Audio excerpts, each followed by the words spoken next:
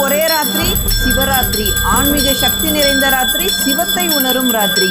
மாசம் அமாவாசைக்கு முந்தைய நாள் சிவராத்திரி வந்தாலும் மாசி மாசத்துல வர சிவராத்திரியை தான் மகா சிவராத்திரி அப்படின்னு சொல்லுவோம்.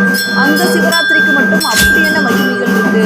சூரியன் நிலா போல மற்ற கிரகங்களோட அலைன்மெண்ட் நம்ம உடலையும் மனசுலையும் தாக்கத்தை ஏற்படுத்துது.